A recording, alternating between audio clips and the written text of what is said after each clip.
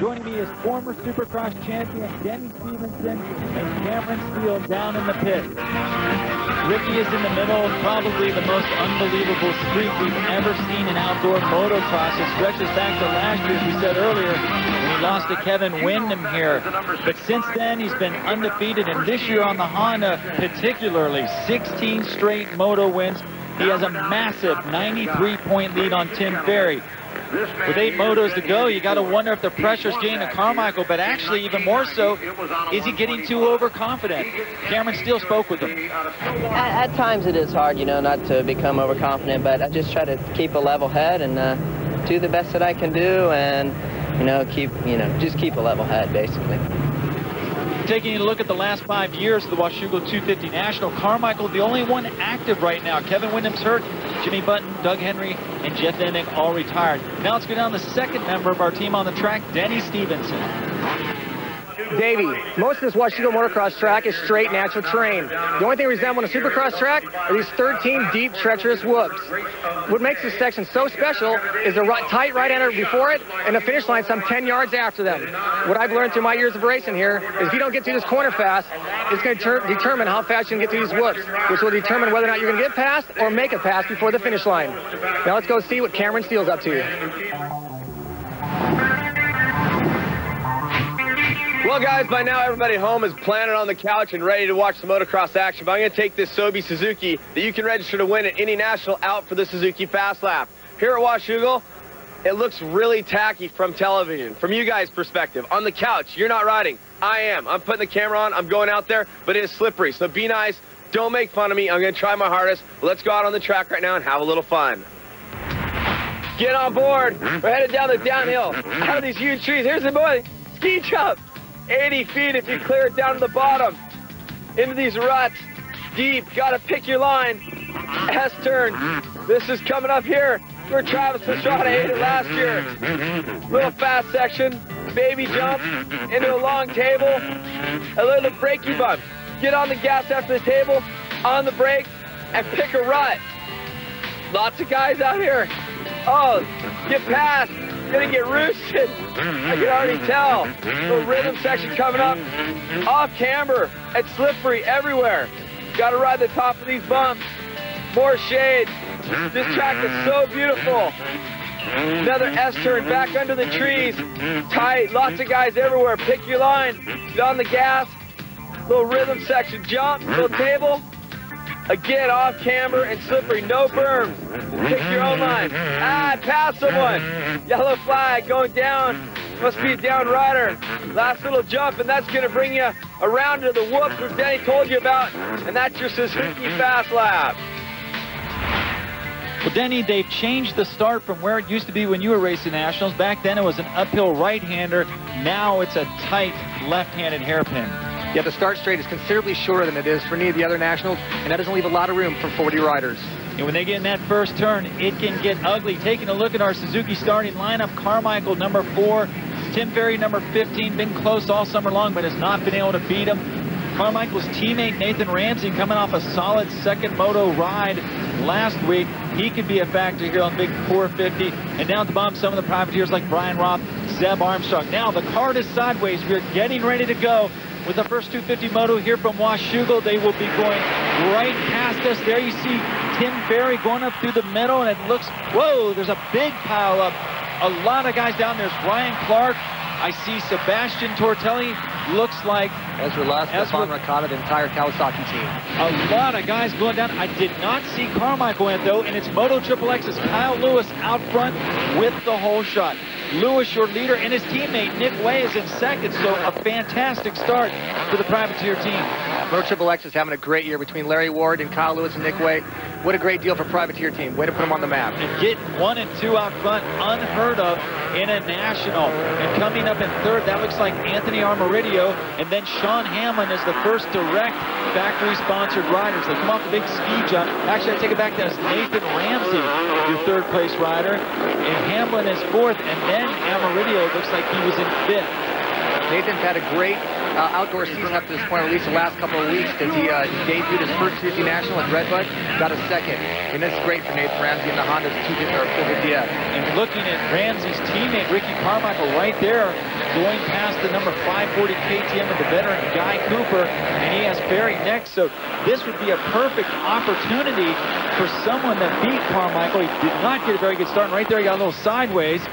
But with guys like Tortelli and Lusk down in the first turn, this will not be that difficult for Ricky. At least it's not as bad as it could have been. There's definitely a handful of riders up front right now that we usually don't see run up front. Ricky Carmichael's got to see what these guys are doing and just make his attack like he's done every race so far this year. Coming down out of the woods, he gets a little faster drive than Ferry, and he makes the pass on his fellow Floridian, tries the outside line, and next up will be Paul Carpenter of the White Brothers team. So there's Lewis, your leader. Hamlin coming through, battling Way for second. At the end of the first lap, but Way is able to hold on. So Moto XXX 1 and 2 in the score sheets. And Denny, that is the first time Ricky Carmichael hasn't led a lap since Southwick back in early June. Again, another incredible record, but I'm really surprised how Timmy Ferry handled that right there. He had Ricky Carmichael behind him for what he's been waiting for all season long. He just let him go right by him. Not much of a fight. Now Hamlin has made the pass for second, and Ramsey has slipped back a spot.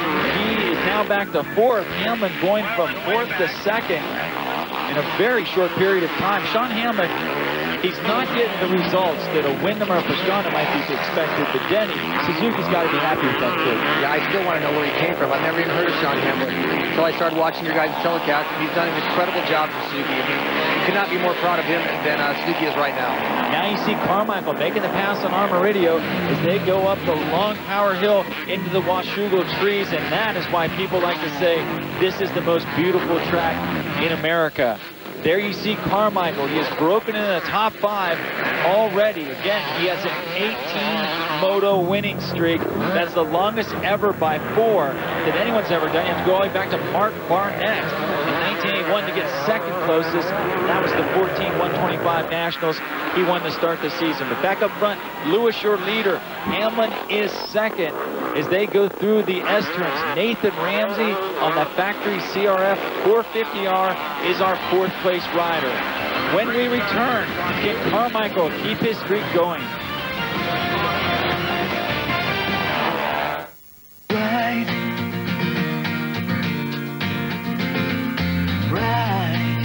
Champions ride Hondas, now and in the future.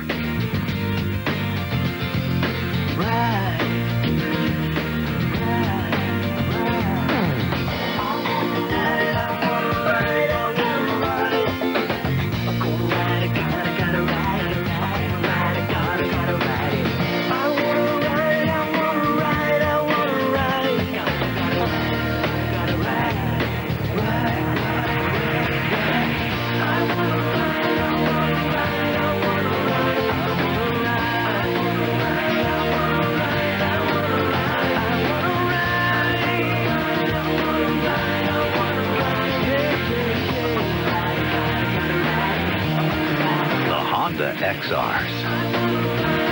They're a head start. For years, the champion.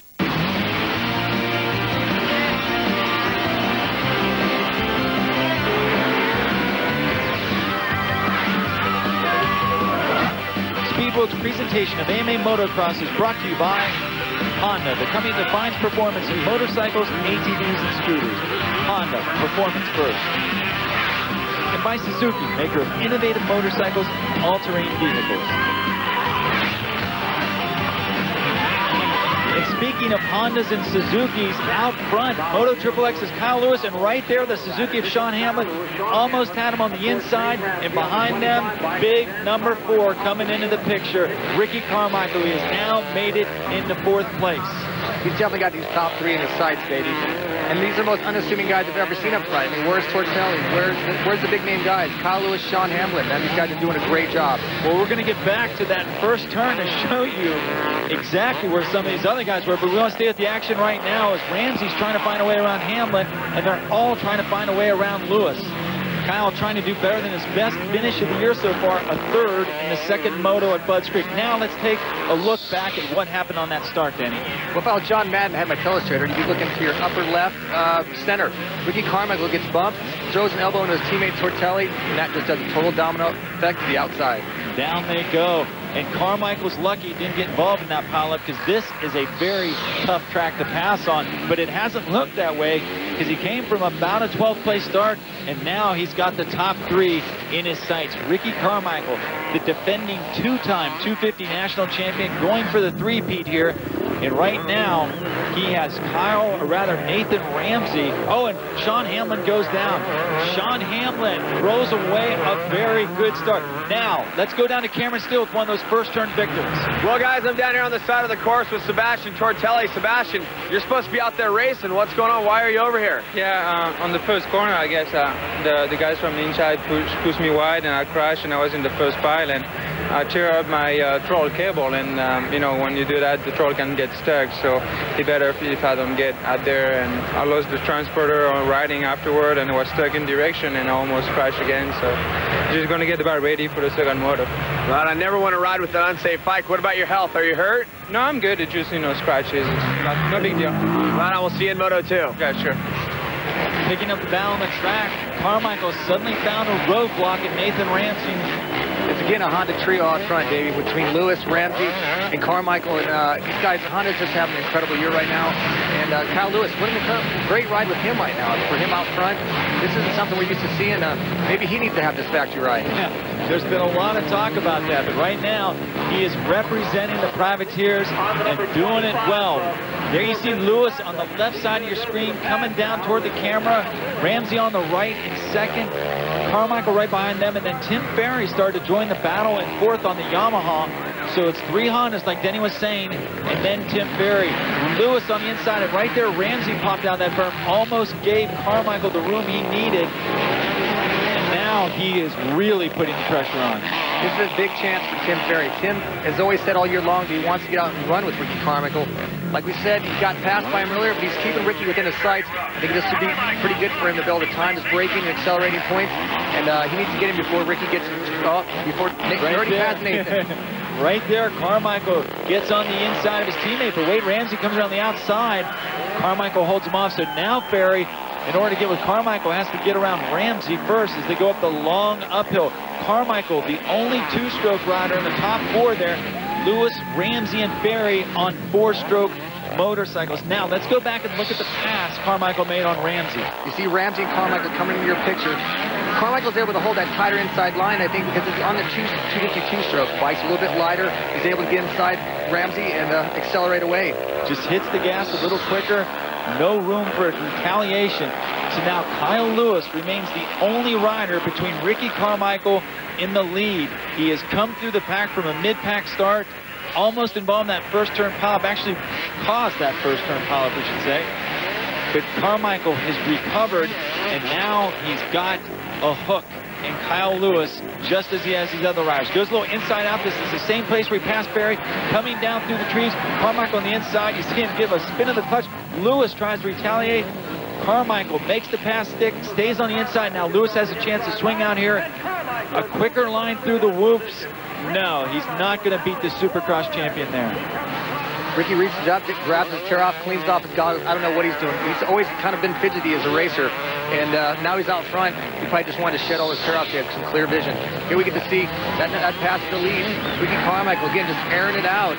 He just goes through this section a little bit faster than Kyle Lewis. And like you mentioned, goes up there, adjusts his clutch lever. And he's got clear vision now. He's ready to take off.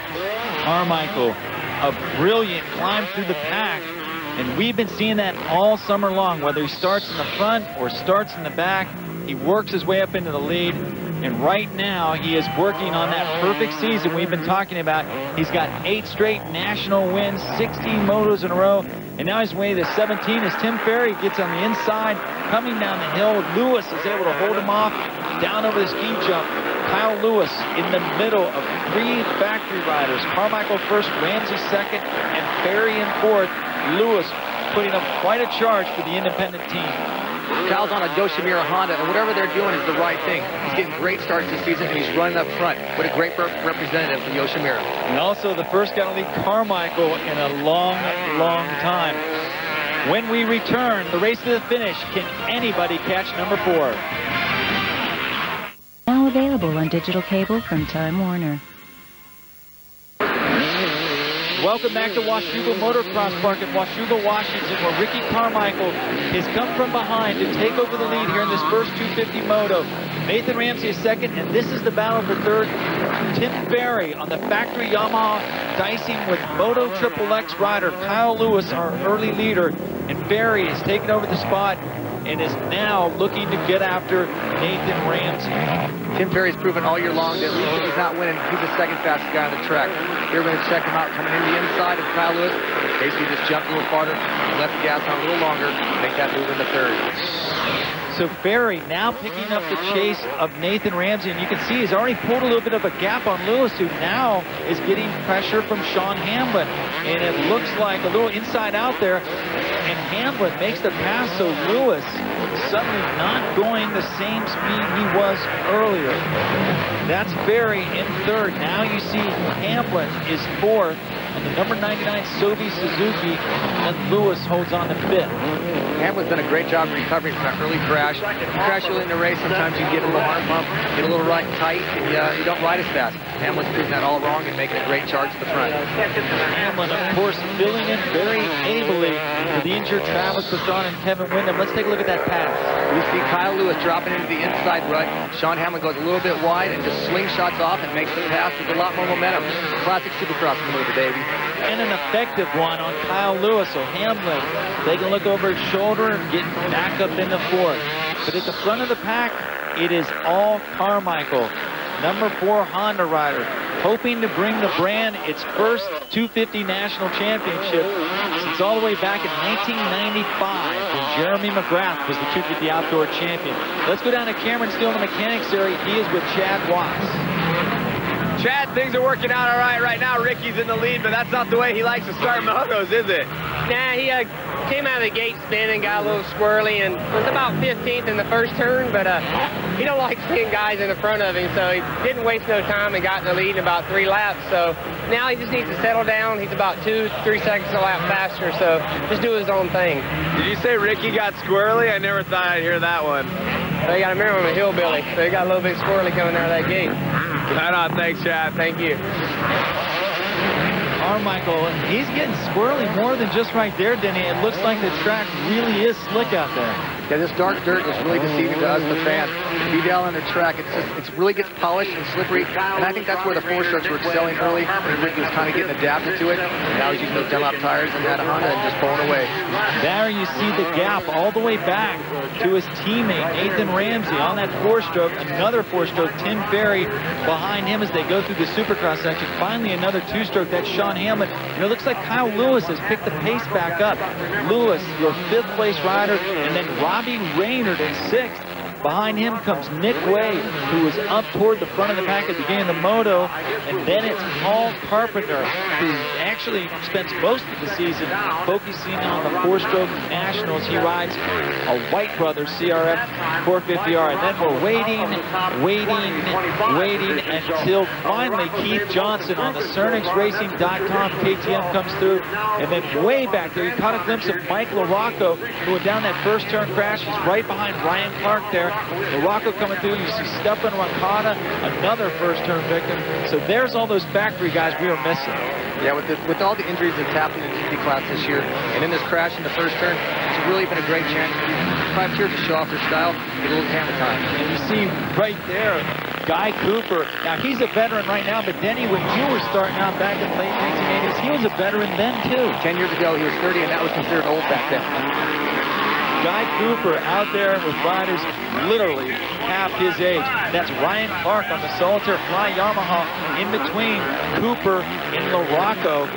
So LaRocco still trying to work his way up through. He seems to be back to his old tricks, Denny, of not being able to get a good start.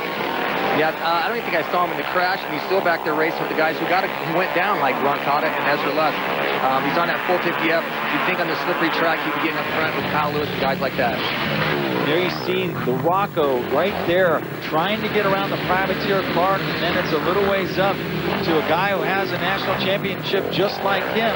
And that's Guy Cooper.